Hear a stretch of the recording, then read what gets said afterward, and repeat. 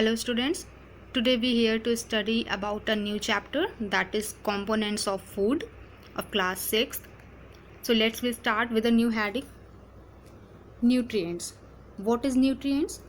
Ingredients contains some components that are needed by our body are called nutrients. यानी कि वो सारे ingredients जो हमारी बॉडी को फॉर ग्रोथ एंड डेवलपमेंट के लिए नीड होती है, जिनको वो सारे के सारे इंग्रेडिएंट्स क्या कहलाते हैं?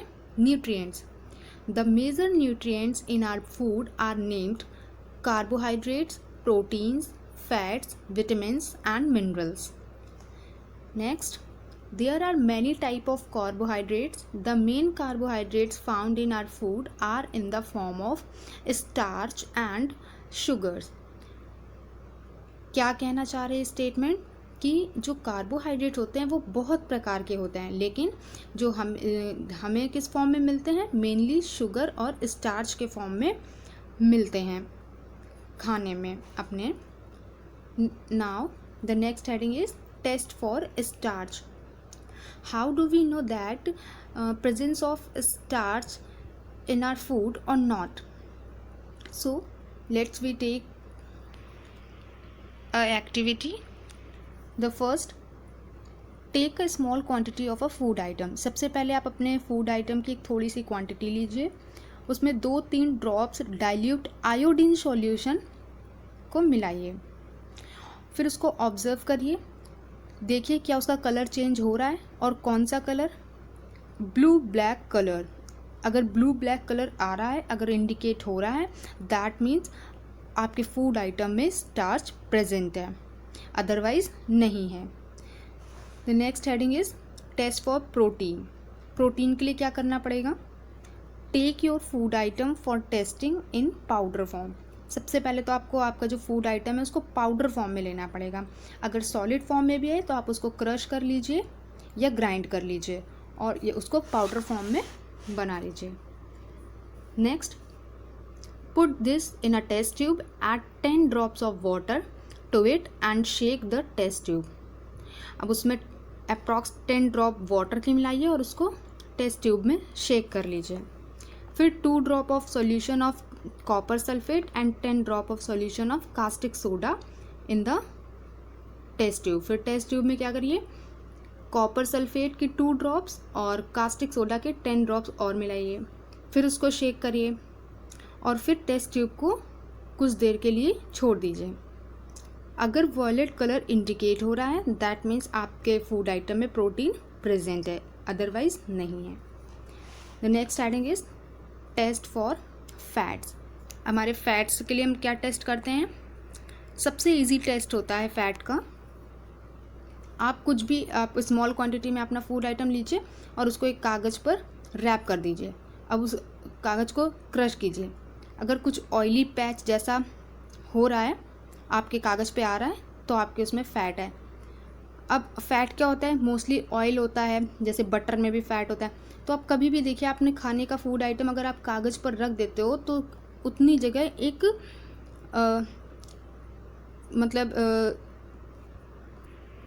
सेमी ट्रांसपेरेंट टाइप का पैच आ जाता है अगर उसमें हमारे इंग्रेडिएंट में फैट होता है तो, अदरवाइज़ नहीं आता है.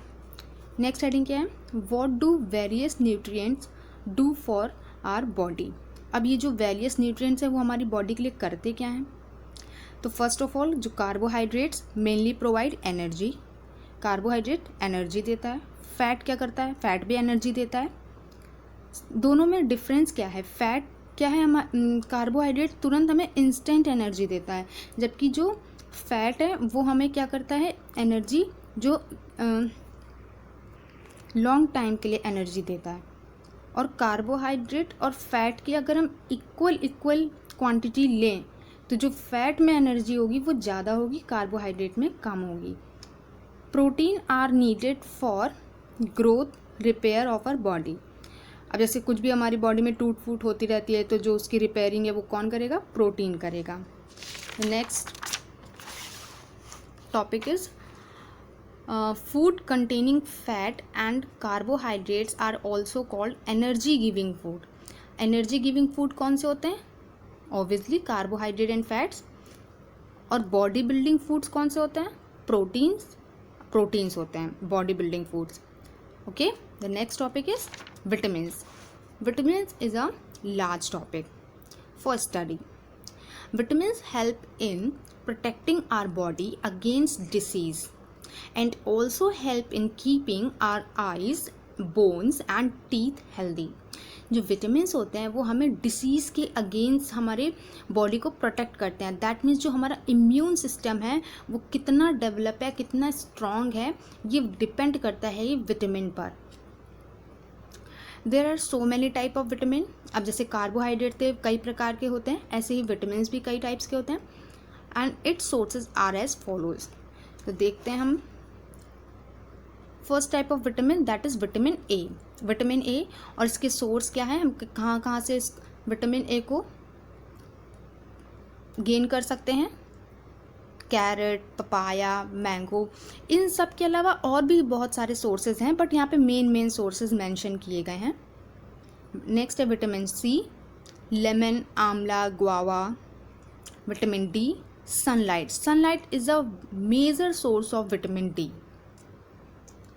Egg and milk. Vitamin E, almonds, nuts, peanuts. Vitamin K, leafy vegetables, fish and egg. There is also a group of vitamins called vitamin B complex.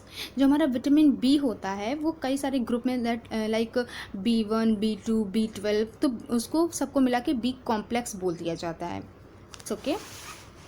The next, besides these nutrients our body needs. अब ऐसा नहीं है कि बस यही सारे nutrients हमारे growth और डेवलपमेंट के लिए इनफ हैं. इसके अलावा भी बहुत सारी ऐसी चीज़ें होती हैं जो हमारी बॉडी के लिए ज़रूरत होती है.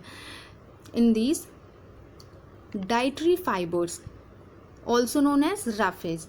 ये कहाँ से मिलते हैं, प्लांट प्रोडक्ट से मिलते हैं, होल ग्रेन से मिलते हैं, पोटैटोज, पल्सेस, इन सब से मिलते हैं. इनका काम क्या होता है, जो डाइटरी फाइबर्स होते हैं इनसे हमें कोई न्यूट्रिएंट्स नहीं मिलता है, बट ये हमारी बॉडी के लिए बहुत इसेंशियल होते हैं. क्यों?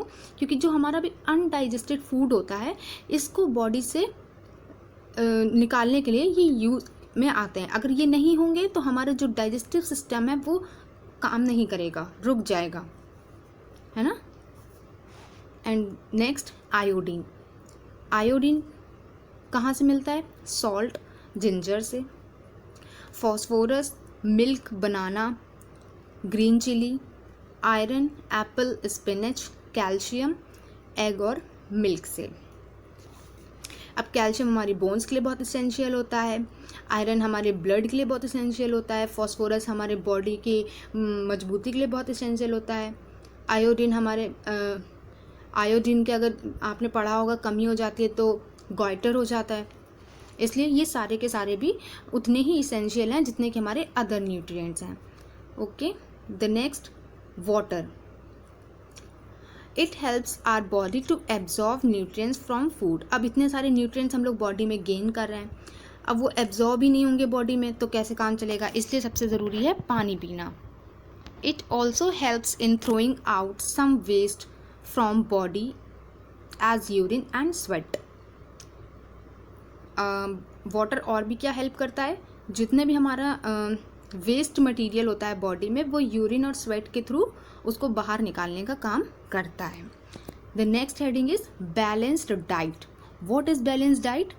For growth and maintenance of good health our diet should have all the nutrients that our body needs in right quantities.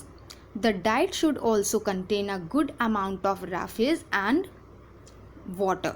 Such a diet is called balanced diet. हमारी growth, हमारी body की growth, maintenance और development के लिए वो सारे ingredients जब mention होते हैं हमारी डाइट में जो हमारी ग्रोथ और डेवलपमेंट के लिए ज़रूरी हैं, तो वो सारे के सारे जो मिलकर बनाते हैं वो हमारी बैलेंस डाइट होती है. और उस बैलेंस डाइट में हमारे राफेज और वाटर भी होना चाहिए. It's okay. नेक्स्ट है डेफिशिएंसी डिसीजेस. डेफिशिएंसी क्या होता है कि जब डेफिशिएंसी का मीन्स क्या होता है, किसी चीज़ की कमी होना. ठीक है. जब लॉन्ग पीरियड ऑफ टाइम के लिए किसी भी एक न्यूट्रिशन की हमारी बॉडी में डे टू डे हम नहीं ले रहे हैं उसको, तो कमी होती जा रही है और after a long period of time क्या होता है कि वो एक डिसीज़ का रूप ले लेती है, ठीक है। तो उसी को हम लोग डेफिशिएंसी डिसीजेस बोलते हैं।